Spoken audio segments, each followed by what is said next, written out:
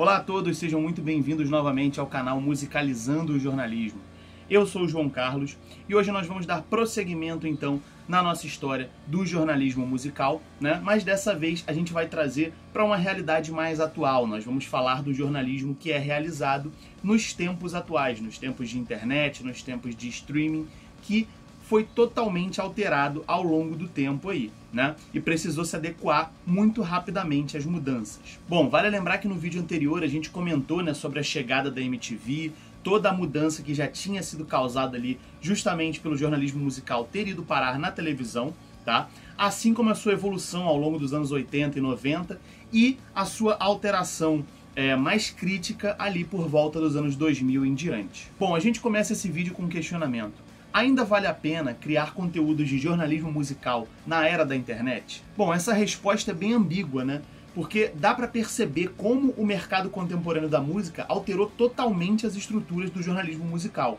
Uma matéria publicada no site Monkey Buzz reuniu alguns nomes do jornalismo musical através dos tempos para poder comentar sobre essa nova criação aí, né, esse novo formato com a chegada da internet para o jornalismo musical.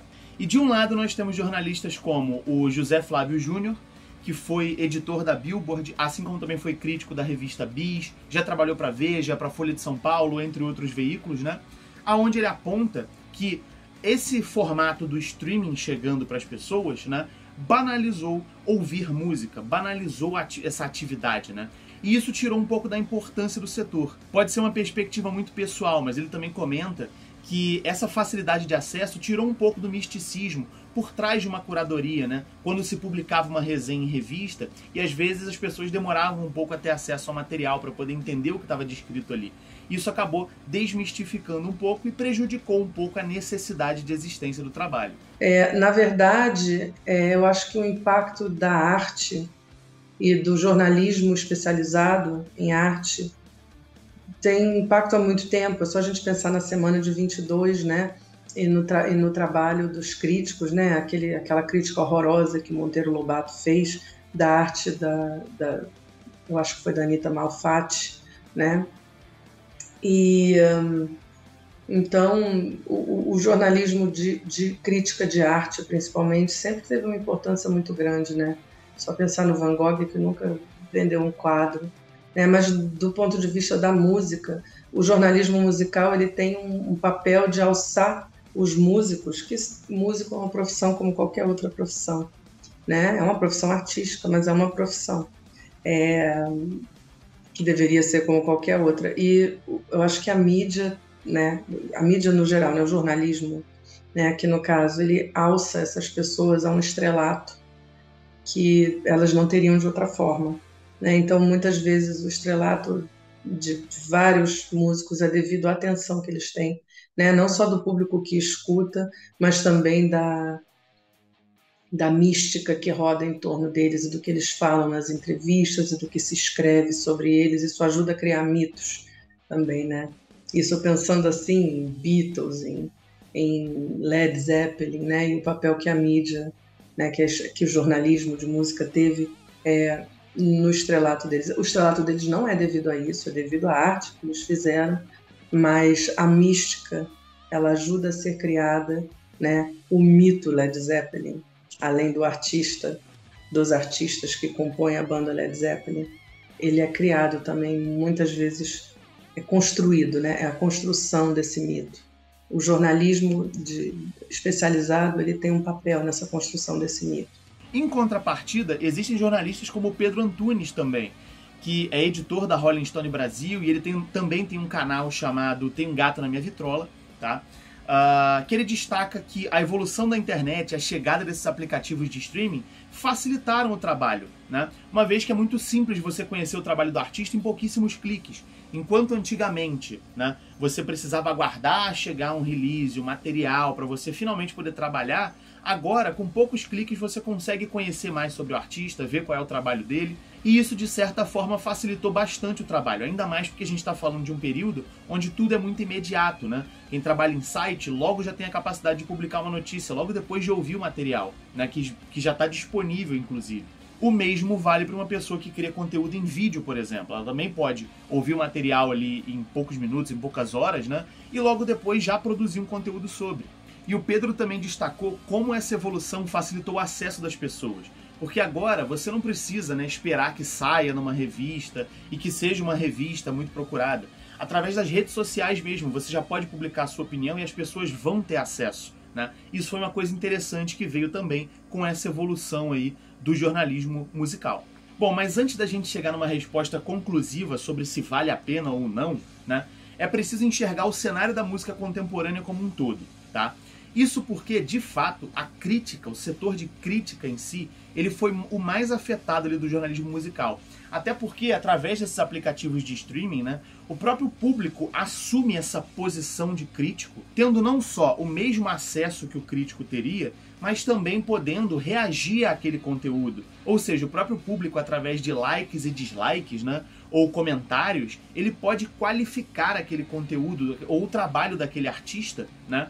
E isso meio que fez as pessoas se desinteressarem um pouco pela crítica em si, com essa possibilidade de criar a sua própria opinião, mediante ao que ela mesma está testemunhando ali. Mas vale lembrar que se a gente for enxergar isso por uma perspectiva técnica, isso é pouco efetivo. Até porque, né, por mais que sejam recebidas uma grande maioria de comentários e reações negativas, esses trabalhos acabam atingindo milhares, às vezes milhões de visualizações. E isso significa que ele foi replicado por diversas pessoas.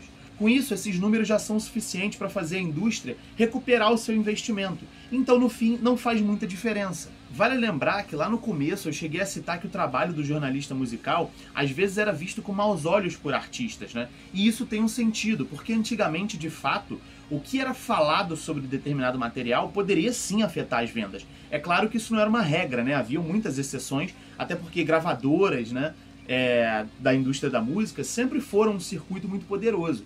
Mas é inegável, né, que uma crítica já teve muito mais peso para os artistas. E isso fez muita diferença quando esse peso se dissipou, principalmente com essa evolução.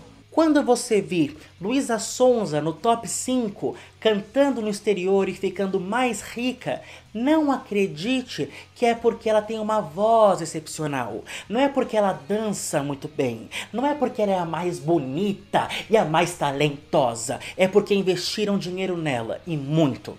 Uma das coisas que eu sempre vi acontecer é fã baseando as conquistas de seus artistas preferidos por números. Os números não são orgânicos. Para você estar em playlist do Spotify, você paga. Para o seu nome aparecer logo quando você coloca uma letra, você paga.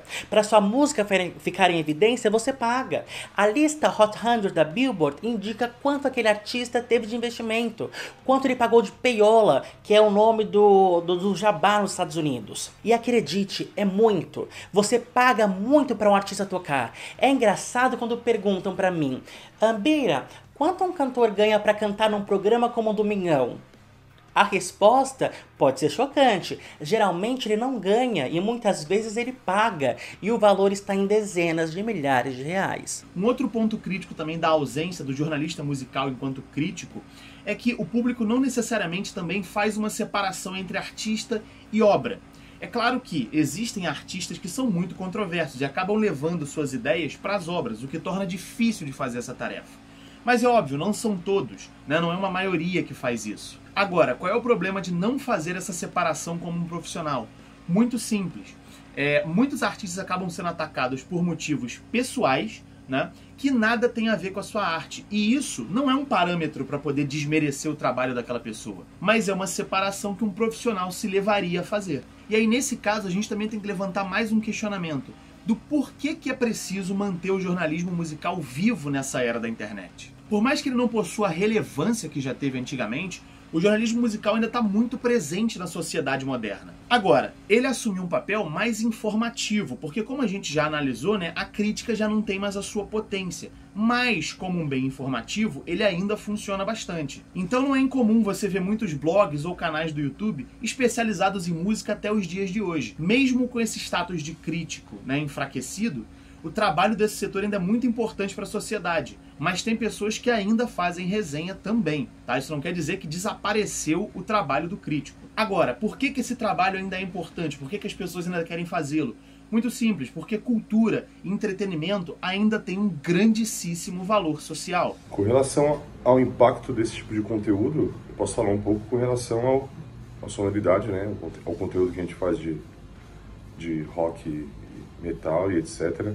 A gente vive a era digital faz muito tempo, a informação ela vem muito rápido para as pessoas consomem as coisas cada vez de uma maneira mais fluida, digamos assim. Da nossa parte é uma coisa muito nichado, né?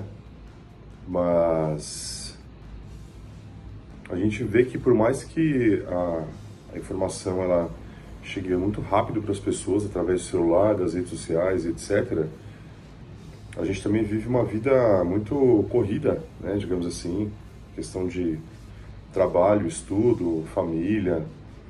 A gente é uma geração que tem vivido aí cada vez mais na correria. Então, às vezes, tem pessoas que não tomam conhecimento de shows que vão acontecer, ficam sabendo que vai acontecer um show X através da nossa mídia. A gente tem esse lance de ter, né,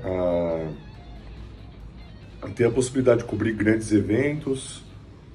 Algumas pessoas não podem estar nesses eventos, então através da foto, da imagem, da redação, a pessoa ela tem conhecimento de como as coisas têm funcionado nesse tipo de evento, porque a gente entra bem no detalhe de como é a estrutura, público, a experiência do evento, como ele é. Eu acho que o impacto ele é positivo, né? Falando dessa questão de grandes eventos, por exemplo, a gente meio que linka essa possibilidade da gente ter essa visibilidade de grandes eventos para promover eventos do underground, né? Para procurar dar evidência para outras bandas, para outros músicos, outros projetos que não têm a mesma visibilidade que o mainstream tem. Então o algoritmo trabalha dessa forma, o algoritmo realmente ele vai entregar aquilo que é da massa, né? Que as pessoas conhecem mais e tudo, só que a gente tem essa brecha e a gente consegue linkar isso daí e dar visibilidade aí a outros eventos, outras bandas e outras propostas aí musicais menos conhecidas aí pelas pessoas. Vale lembrar que, inclusive, grandes nomes do jornalismo musical, que foram representantes de uma era passada, eles também vieram buscar o seu espaço nesse cenário mais da internet, né? Um bom exemplo é o próprio Gastão Moreira, que veio aí da MTV, né, como a gente já citou no vídeo anterior, que é um dos rostos mais reconhecidos ali da emissora, principalmente pra galera que curte rock and roll, né? E o Gastão não esteve só na MTV, né? Vale lembrar que em 99 o Gastão esteve à frente de um programa chamado Musicaus na TV Cultura, né? Onde ele levava muitas bandas independentes para poder tocar ao vivo e as pessoas conhecerem, né? Enquanto ele fazia algumas entrevistas, tá? Atualmente o Gastão tem no YouTube, né? Desde 2013, na realidade, o canal Casa Gastão, né? E desde então ele continua sendo uma inspiração para novos criadores, criando um conteúdo até um pouco mais amplo do que ele fazia, justamente pela internet fornecer que se faça um conteúdo mais amplo. E aí a gente pode encontrar, né, vídeos como resenhas, entrevistas que o Gastão faz, e por aí vai, uma infinidade de conteúdos disponível através do canal do YouTube. O que é muito mais democrático, né, porque é um acesso muito mais liberal, né? Você consegue chegar mais facilmente. Você não precisa ficar esperando um horário para você poder assistir. Está lá sempre disponível conforme ele disponibiliza através do canal. Meu primeiro contato com jornalismo musical foi em 2019, show do Michael Graves, né, ex-vocalista do Misfits, né, que infelizmente aí se enveredou por caminhos. E o Gastão não está sozinho nessa, existem outros nomes que inclusive também passaram pela MTV, que é tida por muitos, né, como um dos embriões do YouTube, porque a forma de criar os programas da MTV lembram bastante a forma que muitos youtubers trabalham, por exemplo, né? Você tem aí, por exemplo, o Thunderbird, né, que tem o Music Thunder Vision atualmente, tem o João Gordo, né, que tem o canal que é o Panelaço, né, que teve sua propriedade intelectual, né, tomada indevidamente aí, mas que ele já está resolvendo, né, legalmente, né? Mas o João Gordo ele também é vocalista do Ratos de Porão, e ele foi apresentador da MTV por um bom tempo, né? E também se tornou um rosto muito conhecido ali pela emissora, mas ele trouxe esse trabalho dele para o YouTube. E se aproveitando desses meios para poder perpetuar o seu trabalho, eles trouxeram aí, né, além de entrevistas, às vezes biografias de banda, né, ou recomendações de disco, entre outros conteúdos que a internet permite que eles façam. E qual é a consequência disso? Simples. Como se a influência antiga já não fosse o suficiente, existem ainda novos criadores que se influenciaram para poder começar a produzir também. E com isso, o fluxo do jornalismo musical se tornou maior. E tudo bem, nem todos são jornalistas, mas de qualquer modo são pessoas que foram aprendendo com quem fazia em meios de comunicação anteriores, respeitando ao máximo a ética de produção, assim como também buscando suas inspirações pessoais para poder criar. Como, por exemplo, né, o Andrei, que já apareceu aqui anteriormente, e a Jéssica Mota, aí do Toca Underground. Né? O Andrei ele é do Sonoridade Underground, um site de música, e a Jéssica ela tem um canal de entrevistas. A área não estava nos meus planos, né? Apesar de ser apaixonado por música, consumir música e consumir jornalismo com relação à música, não era uma área que estava nos meus planos. Eu me recordo que depois disso acabou vindo a pandemia, a gente ficou sem shows e tal. E a gente começou a criar conteúdo dentro do que era possível. Conteúdo próprio, digamos assim, né? Não conteúdo que a gente recebia de assessorias. Então a gente começou a resenhar alguns álbuns e tal. E decidi continuar mais por uma questão realmente de hobby, né? Porque não é a minha carreira, não é carreira que eu tenho como CLT, não é o meu trabalho, digamos assim, é um hobby em paralelo, mas é uma coisa que, independente de ser fonte de renda ou não, no meu caso, né, tem outras pessoas envolvidas no coletivo que levam isso de maneira mais profissional, principalmente no aspecto da fotografia, né, que é o ganha-pão, mas é isso, continuei acabei ingressando e continuei por uma questão de hobby, porque além de ter a questão da paixão por música, é algo que você vai se interessando, você vai agregando seu conhecimento, você consome o jornalismo feito por outras mídias também, isso traz conhecimento, traz relações, né? A maioria das pessoas que a gente acaba convivendo hoje em dia, que a gente tem contato, que a gente sai e que a gente compartilha das mesmas ideias, foi justamente por causa da sonoridade em si, né? Colegas meus aí de outras mídias aí, pessoal do Sena, pessoal do Vale do Capiroto, né? Conheci a minha Garotas do Front aqui, conheci a minha senhora aí por intermédio da música e por estar envolvida também em um coletivo aí que cria conteúdo e faz jornalismo musical. E é isto. A área do jornalismo musical nunca esteve nos meus planos de carreira, mas eu sempre tive um contato muito forte com a música, seja lendo em jornais, em revistas, pela internet, consumindo nas redes sociais também. Isso me deu uma força muito grande, principalmente como uma mulher preta LGBTQIAPN+. Para falar sobre isso, sentir essa falta de pessoas, né, falando sobre música independente, sobre metal, sobre hardcore, sobre punk e músicas underground, né, músicas independentes. Então, surgiu essa necessidade em mim de começar a entrevistar bandas que precisavam ver a luz. Eu senti essa necessidade de pessoas assim como eu, tá ali na frente, ali na linha de frente, falando, né, sobre o que se gosta, sobre o que a gente gosta de fazer. Bom, um período onde muito se destacou a produção de conteúdo musical foi o período pandêmico. Isso porque durante toda essa fase de quarentena, passou-se a valorizar mais a música como arte. Aqui a gente pega, por exemplo, o argumento do José Flávio Júnior da banalização da música, mas num período como foi o período pandêmico, né, as pessoas passaram a respeitar um pouco mais a música. E com isso, muitos criadores incentivaram-se a produzir conteúdo falando sobre, né? Então, essa questão da valorização da música nesse período inspirou para que pessoas pudessem ajudar a impulsionar. né? Construindo assim toda uma nova grade, uma nova gama aí de criadores de conteúdo voltado para o jornalismo musical. Eu entrei em contato com o jornalismo musical durante a pandemia, numa época em que eu estava trabalhando de home office.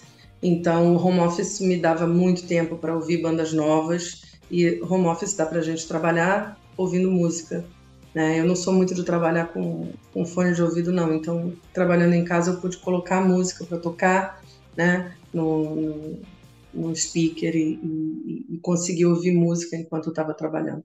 Então, por isso, eu comecei a ouvir muitas bandas novas, descobri muita coisa nova, principalmente bandas do underground, não só nacionais, como também europeias. E como eu gosto de metal extremo, né, sou muito ligada no metal extremo, eu realmente descobri muita coisa no período da pandemia. E mais para o final da pandemia surgiu uma oportunidade e eu comecei a escrever sobre o assunto. Bom, e referência aí ao chamado jornalismo de guerrilha, né, o jornalismo independente, grande parte desse setor surgiu de forma totalmente independente. Até porque, né, temos muitas facilidades, tá? Se você quer fazer um site, hoje em dia é muito fácil você ter acesso a um blog ou a um site para você poder produzir o seu conteúdo. Agora, caso você queira fazer um vídeo no YouTube, também não é difícil, né? Na base do do it yourself ou do faça você mesmo, né, você tendo acesso a um equipamento, você já pode começar a produzir o seu conteúdo na internet. Hoje em dia basta apenas um computador e um celular e você já consegue produzir o seu conteúdo. Vale lembrar que esse conceito de jornalismo na internet ele não é estranho ao setor do jornalismo, né? Atualmente, com poucos equipamentos, né, e poucos recursos bem diferentes de grandes corporações, é possível você publicar um texto, uma fotografia, fazer uma transmissão ao vivo de algum local, né, onde estão ocorrendo fatos ali, tá? E esse é o tipo de coisa que você consegue fazer, por exemplo, através de um celular diretamente, como eu mesmo estou fazendo nesse vídeo aqui. Tendo uma boa qualidade de som, iluminação e imagem, né, você já consegue desenvolver um conteúdo. Dessa forma, a internet fornece uma possibilidade de competir com grandes consórcios de comunicação, especialmente com a televisão, até porque a gente está falando do audiovisual. E vale lembrar que com a potencialidade da internet, jornalistas e criadores de conteúdo têm um campo de atuação ampliado, podendo publicar qualquer tipo de informação em diferentes canais. Apesar de não ter conexão com o meio musical, um bom exemplo de jornalismo na internet é, por exemplo, o Mídia Ninja, né? Que é uma rede de mídia com atuação em mais de 250 cidades do Brasil, tendo seu conteúdo produzido exclusivamente na internet. Então, desse modo, a internet pode ser vista como um caminho alternativo para o jornalismo cultural, pela demanda de vários assuntos e a variedade de sites que se dedicam a livros, artes, ideias, né, música, formando aí fóruns e prestando serviços de uma forma que a imprensa escrita não consegue, né? Principalmente por falta de interatividade e espaço, né? Isso também afeta um pouco a imprensa tradicional da televisão e do rádio, por exemplo, porque ele já tem ali, apesar do rádio ter um pouco mais de interatividade com o público, né? Mas a televisão, principalmente, já tem o seu molde para funcionar. A internet não, a internet ela é livre. A pessoa pode construir o seu conteúdo da forma que ela bem entender. Isso significa que tudo que você cria não precisa necessariamente seguir um editorial pré-estabelecido. Entretanto, com as facilidades também surgem os perigos. É necessário ter muita cautela com o que se fala, com o que se transmite. Afinal, sendo um meio de propagação de informação muito rápida, a informação imprecisa vai levar segundos para chegar nas pessoas e menos tempo ainda para ser propagado de forma ainda mais rápida para mais e mais pessoas. Pegando o cenário da música de exemplo, nós temos casos como, por exemplo, o da Lady Gaga, né, que é onde muitas pessoas acreditavam que ela era hermafrodita e compartilhavam isso sem nenhuma referência, né? Ou como, por exemplo, um outro músico chamado Marilyn Manson, né, que ele era conhecido por ser uma persona bizarra, mas as pessoas compartilhavam notícias a níveis extremos, dizendo que o músico chegou a arrancar as próprias costelas. Então, é por isso que a gente tem que ter muito cuidado com o que é perpetuado. E o jornalismo musical, eu acho que sim sofreu um declínio ao longo dos tempos, porque eu acho que a sociedade como um todo, com o advento da internet, ela sofreu um declínio, né? O conteúdo de qualidade hoje em dia é muito difícil, né? É claro, a internet é bacana porque é democrática, todo mundo pode ter um canal no YouTube, ir lá e falar qualquer coisa, né? Mas isso tem um lado bom, que democratiza, mas tem um lado ruim, porque qualquer coisa que a pessoa queira colocar ali, vai ficar ali para todo mundo ver, né? Isso contribuiu para o advento de fenômenos modernos, né, como essa prevalência da extrema-direita no mundo, como as fake news dominando, né? Um exemplo é o Donald Trump dizendo que ele ganhou a eleição, que ele claramente perdeu, e o pessoal que está dentro de uma bolha, dessa bolha das mídias e dos podcasts e das rádios de extrema-direita, ou da alt-right, como eles chamam, essas pessoas elas realmente acreditam nessa mentira que ele propagou. E isso tem a ver com essa liberdade que existe no mundo da internet, né? Então eu acho que a internet ela permite, isso foi um exemplo extremo, obviamente, mas a internet permite que tanto conteúdo de qualidade quanto conteúdo sem qualidade seja colocado para frente e seja compartilhado para qualquer pessoa ver. Então cabe ao criador de conteúdo ter um filtro e se comprometer a fazer um conteúdo de qualidade, né, e não simplesmente algo pela fama, ou o que quer que seja, né, por cliques, né, ai, quero mais cliques, né? Ou o público também filtrar e escolher bem o que está consumindo, né? A pessoa pode consumir uma coisa muito boa, mas também pode consumir uma coisa muito ruim. Agora, o risco disso é que, às vezes, a pessoa que está começando, que ainda não tem informação sobre aquilo, por exemplo, um jovem que nunca ouviu, sei lá, power metal, mas ouviu uma música e gostou, foi procurar isso na internet. Se ele achar um vídeo do YouTube que fale um monte de coisa errada sobre isso, a opinião dele vai começar a ser formada sobre o gênero, sobre o subgênero, vai começar a ser formada a partir de informações erradas. E, infelizmente, eu já me deparei com conteúdo de péssima qualidade por aí. E é chato a gente ver isso, né? Eu não falo nada, eu não vou criticar para a pessoa, mas é isso, né? Esse é o tipo de declínio. Né? E nos meios de comunicação, nas mídias tradicionais, jornais e revistas, sofreu um declínio justamente por conta do advento da internet. Né? Então, é muito mais fácil a pessoa ver o site da Rolling Stone do que comprar a revista em papel. Eu nem sei se existe, ainda deve existir, né? Mas é isso.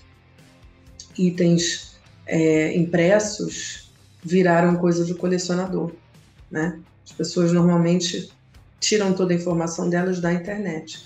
E quando você está vendo um site fidedigno, como a Blabbermouth, como a Loudwire, como o grupo Louder, que é dono da Metal Hammer, como o próprio Chaosine, onde eu trabalho, como o Motim Underground, que são... Estou dando só alguns exemplos, tá? Tem vários outros de alta qualidade por aí, mas que tem um crivo jornalístico. Existe uma preocupação em fact-checking, né? Ou seja, é aquela coisa do fato ou fake. Vamos checar os fatos para ver o que está certo e o que está errado. Porque o jornalista ele tem uma responsabilidade sobre o que ele está falando. Afinal de contas, a gente está falando de música, de bandas, a gente não está falando de algo que vá impactar o mundo, como a história da cloroquina, por exemplo, teve um impacto extremamente negativo na época da pandemia. Mas o jornalista, enquanto jornalista, ele tem uma responsabilidade de colocar informações fidedignas na internet, né, ou no meio de comunicação qualquer que ele esteja trabalhando para o público, né? Então esse crivo ele tem que acontecer. Então, numa grande emissora tem toda uma equipe que faz isso, ou num grande jornal, por exemplo, o New York Times tem uma equipe que é fact-checker, né? De fact-checkers. Mas quando a gente faz sozinho ou num grupo pequeno, colaboradores, assim, conteúdo para a internet, a gente tem que ter esse crivo. Nós mesmos temos que ter o filtro, né? E isso é muito difícil e tem muita gente que não tem. Outra coisa que também é essencial para essa criação de conteúdo e em pouco se difere de um conteúdo jornalístico tradicional é o preparo. É ideal você saber bem o assunto que você vai estar abordando, principalmente se você trata de entrevistas, né? Isso é essencial para a produção de um bom conteúdo, mesmo que seja feito na internet e mesmo feito no Faça Você Mesmo. O que eu consideraria essencial para a busca de informações, principalmente dentro do jornalismo musical, é o estudo. Você buscar bastante coisa dentro das mídias que nos são fornecidas, seja YouTube, seja Spotify, Seja, dá um Google, gente. O estudo é essencial para você saber mais sobre a sonoridade, sobre as técnicas, sobre métodos de composição, critérios de composição. É estudo, para você fazer uma boa pauta, para você aprender a ser um pouco mais diligente, mais ser cuidadoso e mais humano com o seu próprio conteúdo, ou se você for entrevistar algum músico ou alguém desse nicho. Outros pontos para se atentar, além do preparo, além do cuidado com a propagação de informações falsas, também é de produzir conteúdo original, né? A internet, ela não é terra de ninguém, então uma hora ou outra o plágio ele pode gerar consequências. Ou além do plágio, né, vale lembrar que para você conseguir vender o seu conteúdo na internet, ele precisa ser atraente ao público. Então sabe-se que as assessorias de imprensa, que costumam enviar já textos para os jornalistas poderem compartilhar, né, eles já vão entregar um trabalho ali meio caminho andado. Mas é ideal que o jornalista tenha esse critério de pegar aquele texto e transformar em algo novo de repente. Isso, inclusive, é até mais interessante para a banda e para a assessoria, para que o jornalista que tenha o seu senso jornalístico ali, ou o criador de conteúdo mesmo, que está se dedicando a fazer aquele trabalho, tenha aquele senso jornalístico de tornar essa matéria mais atrativa para que o público possa se interessar e saber mais. Sim, a internet é uma ferramenta em potencial na produção de conteúdo. Tem que se pensar na internet como aliada ao jornalismo. Agora também tem as ressalvas, né? Não pode ser essa coisa do copiar e colar, não pode ser simplesmente compartilhar uma imagem, uma foto, um vídeo e não dar os créditos ao jornalista, ao produtor daquele conteúdo. Buscar sempre produzir conteúdo original, autoral, autêntico, se basear sim nos releases, nas informações enviadas pelas assessorias ou pelas bandas, mas produzindo conteúdo original e não simplesmente copiar e colar que a gente vê aí em veículos que poderiam estar abrindo porta para novos profissionais, para novos jornalistas, fotógrafos, repórteres, cinegrafistas, para produzir designs, para a produção de conteúdo original. Eu sei que é muito mais fácil você copiar e colar, tudo isso demanda tempo, mas por que não fazer algo autêntico, original e autoral, né?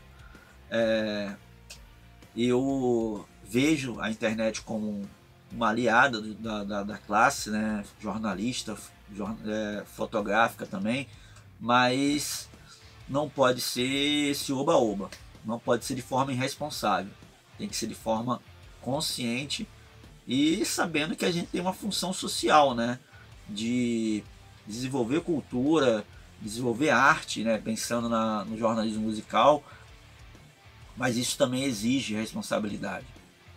Então cabe a nós, jornalistas, comunicadores, ter essa responsabilidade e trazer a internet aliada ao jornalismo. E sempre que possível, também fortalecendo o jornalismo impresso, o jornalismo convencional de TV e rádio fora da internet. Partindo da última resposta do Michael, a gente pode então retomar o questionamento. Por que produzir esse tipo de conteúdo hoje em dia?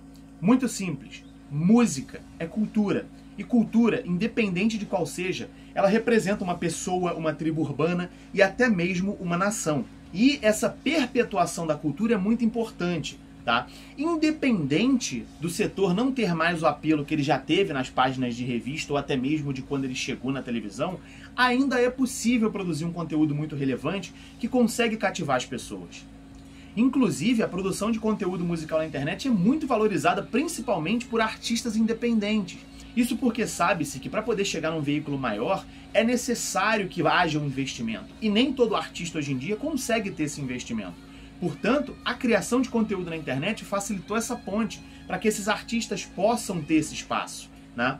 Afinal, a gente não cria um conteúdo musical sem ter músicos para poder utilizar como base para as nossas matérias, nossas ideias, nossos vídeos, nossas entrevistas e tudo mais o que é produzido. Bom, e sobre a questão de valer a pena, existe um porém.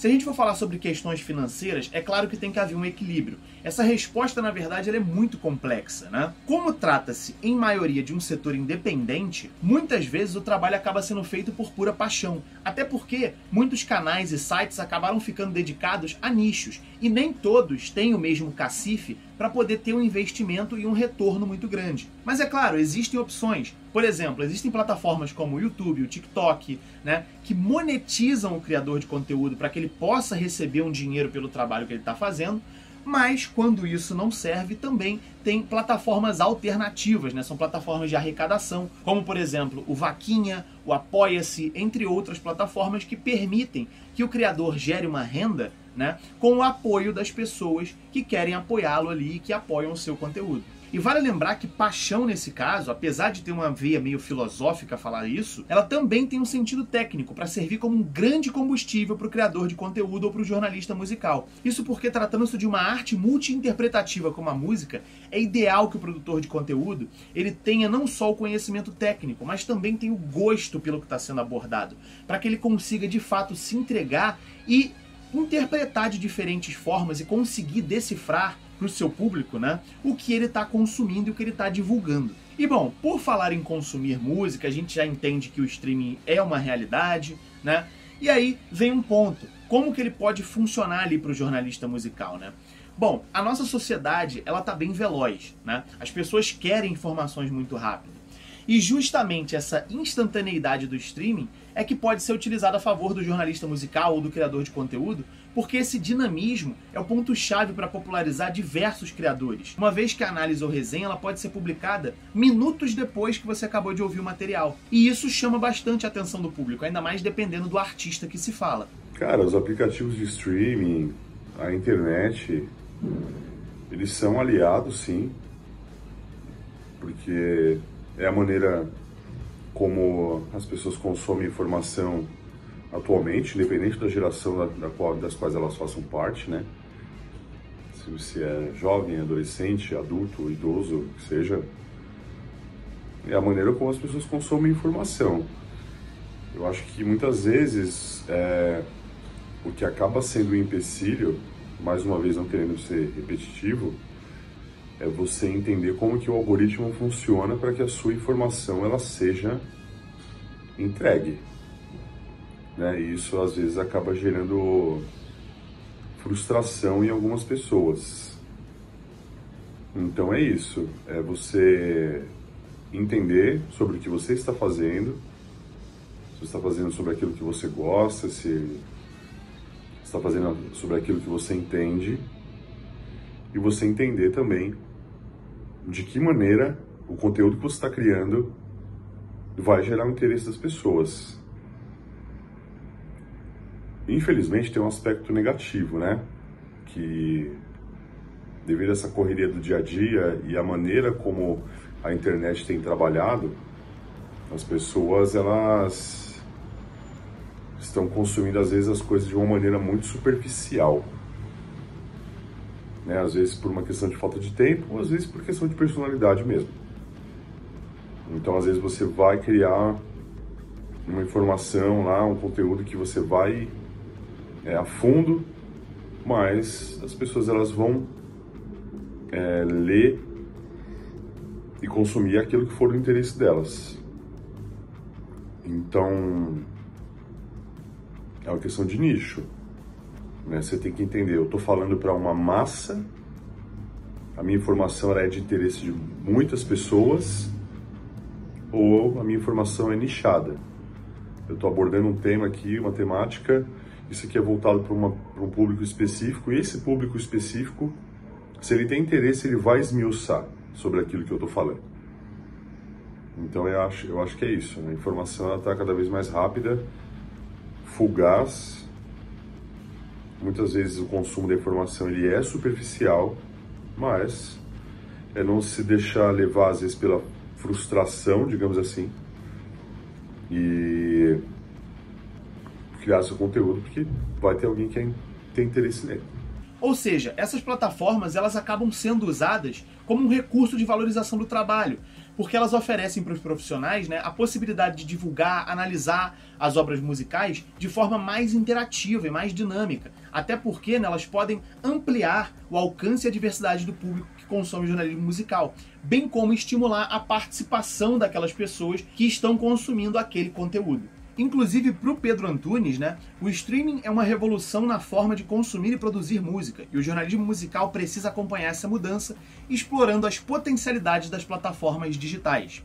Ou seja, apesar dos desdobramentos e evoluções à força que o jornalismo musical precisou enfrentar, que pareciam ter tornado o setor uma área esgotada, né, graças tanto à popularização do streaming quanto a essa banalização da música, ainda é possível utilizar esses artifícios a favor do trabalho de quem quer criar esse conteúdo, de quem quer propagar esse tipo de informação. E vale lembrar, foram justamente esses avanços que permitiram a criação de um cenário novo, um cenário que tanto é favorável para o criador de conteúdo independente, quanto para o jornalista já consolidado, que pôde se libertar um pouco, né, das amarras de um editorial e explorar até novos setores. Tudo isso feito de forma simples e com investimento acessível, sendo possível construir algo bom e bem feito. E vale lembrar, cada canal cria o seu conteúdo do seu jeito, né? Ele cria aí com tudo que tiver ao seu alcance, cria sua identidade visual, sua programação, define seu público, né, sendo ele um público mais amplo ou mais restrito. Isso, na verdade, acontece de forma mais involuntária, depende muito do que a pessoa aborda no canal dela, ou no site dela, né? E com isso, transformam-se nos novos comunicadores do jornalismo musical. Uma coisa que também tem se tornado realidade é a multicanalidade, onde o conteúdo pode ser propagado em diversos meios diferentes, seja republicado em diferentes redes sociais ou plataformas, né? Ou até mesmo transmitidos de forma simultânea em canais diferentes, como por exemplo uma transmissão entre a Twitch e o YouTube, que são duas plataformas de vídeo que fornecem, né, para o criador de conteúdo até uma produção ao vivo, tá? Ou como por exemplo uma multicanalidade aí de transmissão simultânea em diferentes meios de comunicação, como o exemplo aqui da jornalista Fabiane Pereira, que é responsável pelo canal Papo de Música, mas também ela é radialista na Rádio Nova Brasil, tá? Que criou uma ponte entre o seu programa na internet e o programa na rádio, né? Fazendo uma transmissão simultânea entre dois meios de comunicação diferentes. Ela falou sobre isso no podcast Senta Direito Garota e explicou um pouco como é que funciona essa transmissão. Porque essa temporada do Papo de Música, no meu canal, ela ficou cross-mídia. Ele vai pro rádio e vai pro meu canal. Então, mas é ao mesmo tempo? Você grava tudo ao mesmo tempo? Gravo tudo ao mesmo tempo, mas ele vai pro rádio aos domingos. Segunda-feira ele entra via podcast nas plataformas de streaming e na terça-feira ele entra no canal. Então é o primeiro projeto cross-mídia que a Nova Brasil tem, que é terceirizado, digamos assim, que ele vai para segmentos que, por exemplo, no meu canal no YouTube não é linkado à Nova Brasil FM, então ele é terceirizado. É o primeiro projeto, eu espero que abra a porta para vários outros, porque é importante a gente ter esse olhar, né, multimídia. E diverso também. Algo que pode ser observado é que por mais que ainda exista um investimento da mídia tradicional em um conteúdo cultural, esse tipo de conteúdo, e principalmente o voltado para a música, ele criou um espaço muito forte aqui na internet, né? De forma orgânica, nós temos canais aí como o Collector's Room, Motinha Underground, Garotas do Front, Papo de Música, Nômade Cósmica, Toca Underground, Heavy Talk, entre muitos outros, né? Assim como sites de diversos patamares, como Igor Miranda, Keozine, Tem Mais Discos Que Amigos, Sonoridade Underground, Portal Revoluta e muitos outros mais, né? Produzindo esse tipo de conteúdo. Dessa forma, eles conseguem atrair diferentes públicos que valorizam, acima de tudo, não só ouvir música, mas também saber sobre música. Esse é o diferencial do jornalismo musical, né? Não se trata só de ouvir, mas também de saber, de entender sobre música. E todos esses tipos de produtores de conteúdo, através de resenhas, entrevistas, coberturas de evento, divulgação e tudo mais que estiver ao alcance, fornecem isso para o público. Esse foi um dos motivos do porquê esse estudo propôs aproximar, né, o ensino acadêmico desse assunto.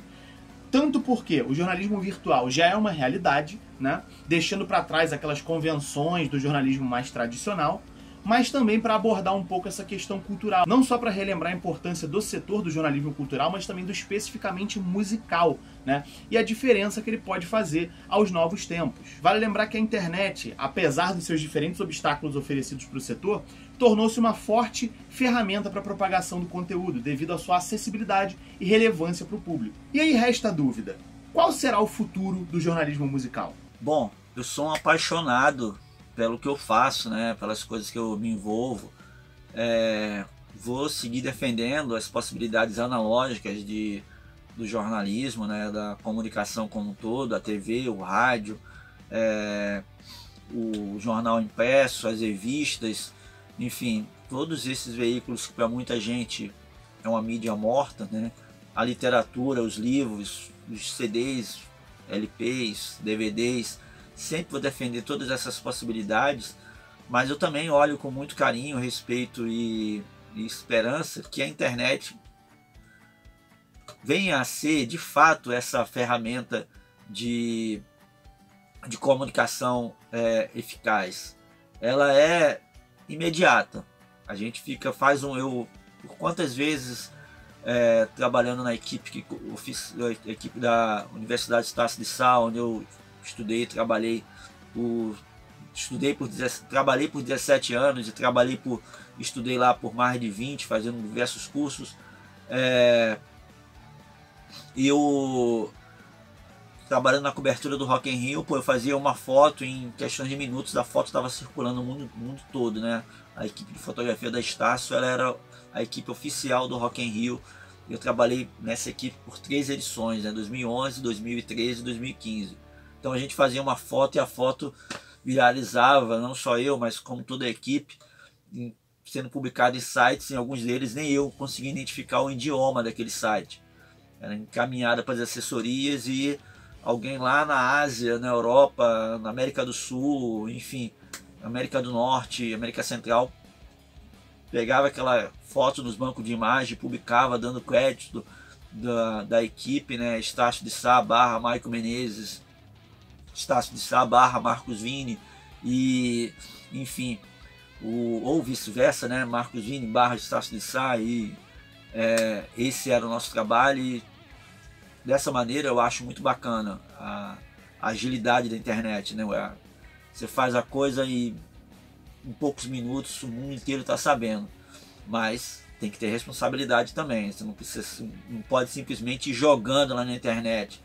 Tem que ter um mínimo de responsabilidade e ética jornalística para se fazer um bom uso da internet, né? Mas eu quero olhar com bons olhares, que vai abrir portas, que as pessoas vão deixar de fazer trabalhos meio que de forma muito amadora, ou copiar e colar, que eu estou sempre citando, né? De pegar um release ou uma foto e simplesmente colar no site, achando, eu estou divulgando a cena, entendeu? Estou divulgando o rock, estou divulgando o underground. Não é só isso. Por que não produzir algo autoral e colocar nos veículos? O assessor de imprensa vai produzir o release, vai produzir aquele conteúdo na esperança que você desenvolva ele com mais informações, que aquele gere uma entrevista, gere uma pauta mais aprofundada. Claro que para ele se divulgar, para muitos na verdade, né, se divulgar aquele release do jeito que está, melhor ainda, porque é a visão dele, a visão da qual ele não vai vender algo negativo do artista, da banda, né? Ele vai produzir o melhor, né? Vai oferecer o melhor para o veículo. O veículo pode ter a liberdade de ser crítico a uma determinada música, o disco ou show daquela banda, né? Então cabe ao jornalista ter essa liberdade de forma responsável, ética, conduzir melhor aquele release, não simplesmente copiar e colar. Vejo com bons olhos que o mercado talvez não seja mais como foi nos anos 80, 90, com revistas, com várias opções de revistas e banca de jornais e tal. Também não acredito que as mídias físicas, como por exemplo um DVD, você vai achar uma locadora de vídeo tão fácil nos bairros, como eram várias locadoras, quase uma a cada esquina. Era quase igual uma farmácia em um bar hoje em dia, né? Mas acredito que os DVDs já estão voltando. Eu sei porque eu trabalho com venda de discos e o DVD, CD e vinil estão crescendo o número de vendas, sobretudo o LP, né? O disco de vinil, que há 30 anos era tão descartado, né? Eu ganhei muitos discos dos meus amigos, mas que eu não escuto mais isso, fica para você. E muitos desses acabaram voltar a colecionar discos e comprar, porque nem todos os discos estão também nas plataformas digitais, nem todos os filmes você vai achar de graça no YouTube e por aí vai. Também tem as ferramentas de streams, né, que é uma possibilidade de mercado, inclusive jornalístico, né, com podcasts, com lives, com programas de entrevista, né, nas plataformas. Então eu quero olhar de forma positiva. Cabe a mim, a você que está vendo esse vídeo, a classe acadêmica, aos jornalistas trabalharem por isso. E também os leitores, né? Os leitores e seguidores dos canais, enfim, telespectadores, a audiência como um todo, valorizar quem bem feito faz. Ele está em aberto, né? Espero que ele continue, espero que seja um conteúdo bom, um futuro bom para esse tipo de conteúdo. Eu acho que depois da pandemia as coisas meio que melhoraram. A pandemia deu uma sacudida no setor. Tem muita coisa boa, nova surgindo pós-pandemia e tem muita gente criando conteúdo depois da pandemia, né? Então vamos ver como é que fica essa questão da separação do joio e do trigo, né? E assim, ninguém é a polícia da internet e cabe ao público fazer essa distinção, o que é, como eu falei antes, o lado perverso, mas o futuro é bacana, tem espaço para todo mundo que quer fazer um trabalho de qualidade e eu acho que o jornalismo, principalmente do underground, né, principalmente da semente de tudo, né, de onde a arte está interpretando a sociedade, como é que as bandas, os artistas que estão ali no underground, que estão passando perrengue e tudo, veem a sociedade, né? Qual é o reflexo dessa sociedade na arte? Porque é muito fácil você criar arte morando num apartamento em Paris, né? E ficar criando belíssimas músicas de MPB. Mas quem está comendo o pão que o diabo amassou, né? Ou quem está saculejando no transporte público todo dia, tem muita coisa para falar, né? E é daí que surgem excelentes obras, excelentes músicas, excelentes álbuns, EPs, né? E não necessariamente música de protesto, tá? Mas daí surge muita coisa. Eu acho que o underground é o criadouro de uma forma de enxergar a sociedade, né? E ele dá voz a muita gente. A arte, ela dá voz às pessoas, e a verdadeira arte faz as pessoas pensarem, né? Isso é muito importante. E o jornalismo de música, o jornalismo de arte em geral, né? Ele ajuda a trazer essa arte mais para perto do público, né? Então é isso, tá? Obrigada por ter me consultado e é isso aí. A minha visão sobre o jornalismo musical e a criação de conteúdo atual, como eu tinha exposto, eu acredito que estamos passando por um choque de culturas.